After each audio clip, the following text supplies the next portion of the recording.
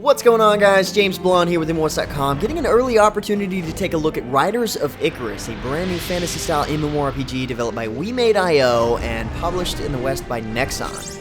The game is known as Icarus Online in Korea, and it's been in development since 2013, and finally, as of recently, it has made its way over to the West, a little faster than we expected, which really isn't that fast considering it's been live for 2 years in Korea already.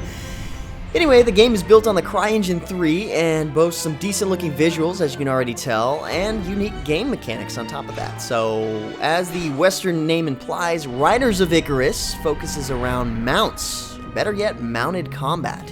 So, seeing that the game is in its final closed beta before open beta next month, and we finally got the lift on the NDA, I'm going to show you guys what you can expect.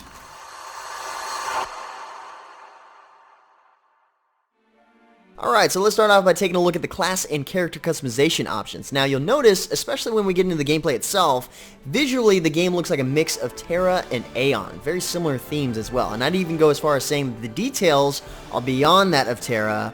And it's cool to know that the Korean version of the game is actually capable of being played in 4K. So hopefully we end up getting that as well for those, who have gaming rigs that can support it.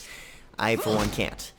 Anyway, as far as the classes go, currently the game has 5 available options. We'll probably see more with game updates. I believe the Korean version has 6 right now, but for now we've got the Berserker, the Guardian, an Assassin class, the Priest, and of course the Wizard. Now I can imagine the Ranger, which is the one we're lacking from the Korean version, as far as I can tell, will show up later. Thankfully, they are all capable of being created as male or female, though I really like how when you start up the character creation, it's defaulted on the female option. Not really sure why they have that. It's probably not intentional, but it's definitely different, and I noticed it, so kudos.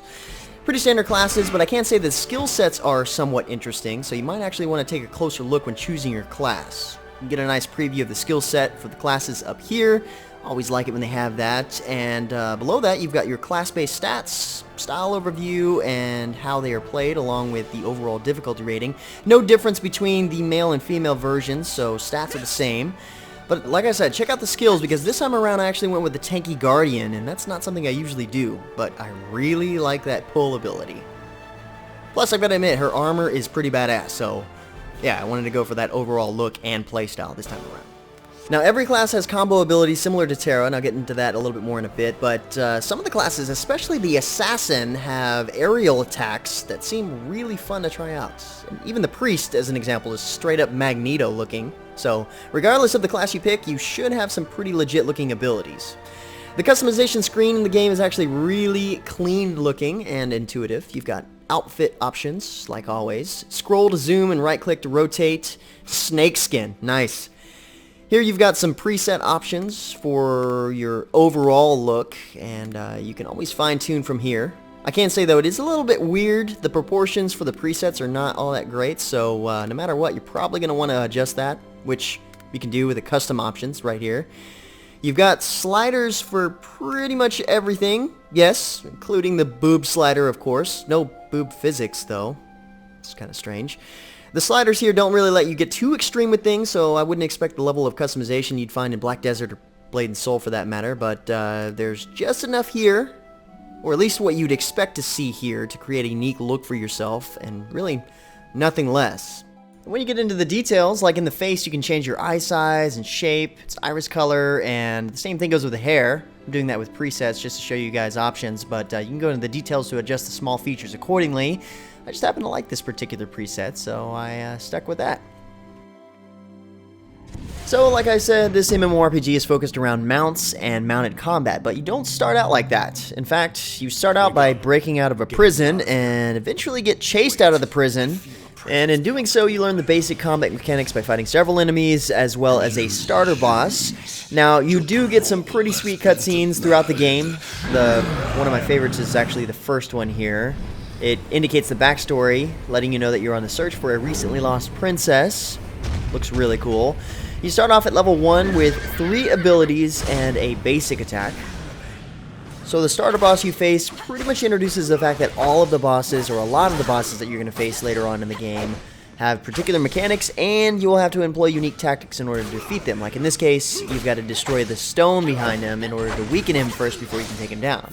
And you'll quickly realize that the combat itself is tab targeting, but what it doesn't indicate early on, it tells you this later on, is that the combat mechanics are still based on movement. In other words, it's still really good to move around your enemy because you can actually dodge attacks and projectiles by strafing or getting behind your enemy to attack. So it's not just locked on. Even if you're running away, you're still going to take damage. There aren't any telegraphs, so to speak, but once you're aware of this, it's a lot easier to cut your enemies and know what you need to do. Now, on the other hand, you can also change the control mode. You do this right after you create your character, and it all depends on what class you're playing as to whether or not you choose the standard mode or the action mode. Standard mode is very traditional MMORPG controls where you rotate the screen with the mouse and you target with your cursor or tab, triggering your hotkeys with your keyboard, of course. And action mode, which works best for the melee classes apparently, gives you a reticule to work with and puts your first two skills on left and right mouse buttons. This pretty much makes the game feel a little bit more like Neverwinter's control style in combat, which is a much better experience in my opinion, especially since the game is tab targeting. The odd part about all this is that there are absolutely no dodge mechanics, at least early on in the game, and nothing that I could see from any of the classed videos or anything. You can't double tap movement keys or press shift in order to roll or dodge, which I feel would totally enhance the feel of the combat in this game. As it is, you're able to dodge projectiles and attacks, but that's based on your walking movement speed alone. So it kind of looks like you just slowly walk out of the way just in time not to get hit in the face with a spit rocket or arrow or whatever it may be. As you level, you can increase your movement speed. I suppose you can also do this with gear as well, certain boots possibly, or gear in general, letting you get out of the way faster, but like I said, it would feel so much smoother if you had a dodge ability instead. Then they could also put that into the mount movement mechanics as well, and then give some of the mounts like a charge or a pounce. It really doesn't seem like it would be that hard to do based on how the game is structured already.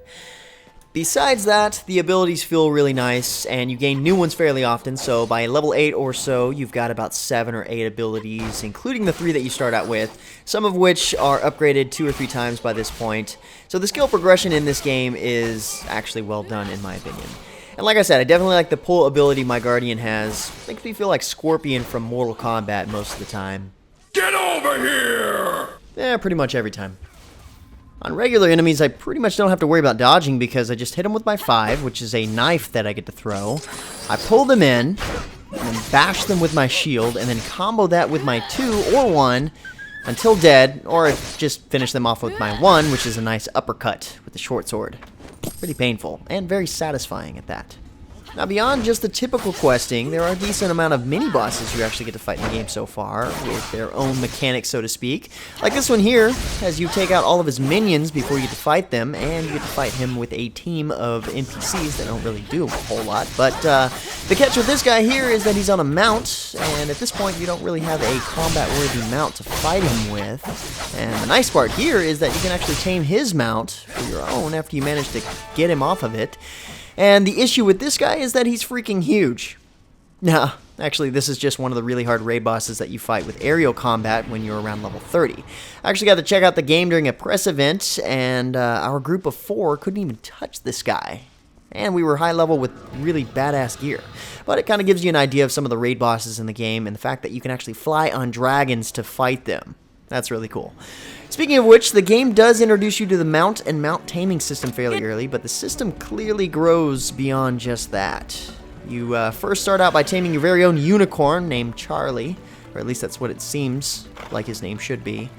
The way it works is you go into taming mode, which is indicated by this little icon here, and you crouch down like you're sneaking up on something, which is kind of what you do, and then once you get into the right position, you can press the spacebar, as it indicates, to jump on the mount's back, and from there, it's a little bit of chance, mainly chance. It's a tiny bit of finesse, as in, you might have to see which one of these W, A, S, or D keys light up, and be prepared to press that. Doesn't always give you that option, and that's where chance comes in, as to whether or not you're actually going to tame the creature successfully. The mechanic is kind of similar to Dragon's Prophet, from what I remember, but it's definitely not hard once you've snuck up on the creature, mounted it, and of course luck is on your side. It's later on when it actually gets hard because some mounts actually require prerequisites in order to tame. Like this nasty looking spider here. As you can see at the bottom right, it says that prerequisites are required to tame this creature, refer to bestiary, and the bestiary says that you need the Shadowbind Tome to tame this beast. And once you have that, you've only got one attempt to tame them because it consumes the Shadowbind Tome item that you find by chance. So you've got to be really lucky in this case, and I was not successful.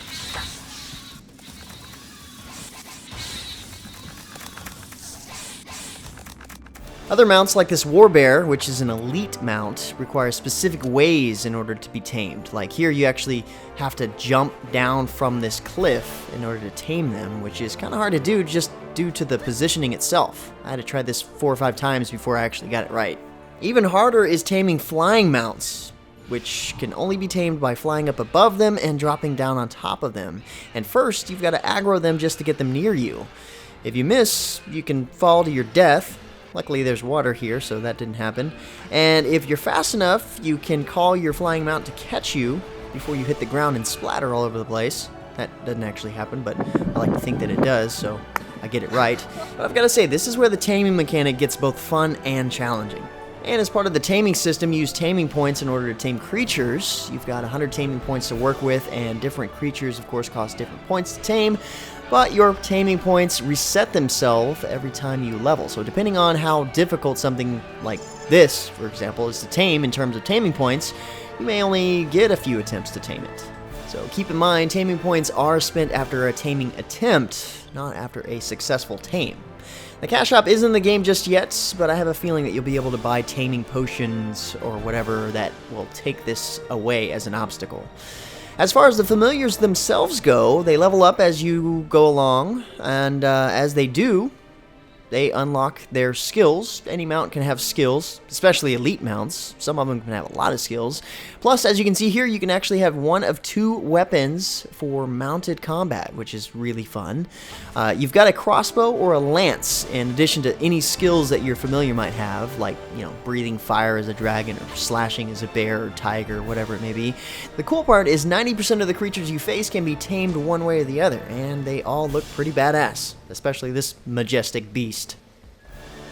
Kind of looks like the Guardian from Gigantic. The controls for the various mounts are pretty straightforward. However, you've got to allow some progression before you get super excited about how fast the mount can go.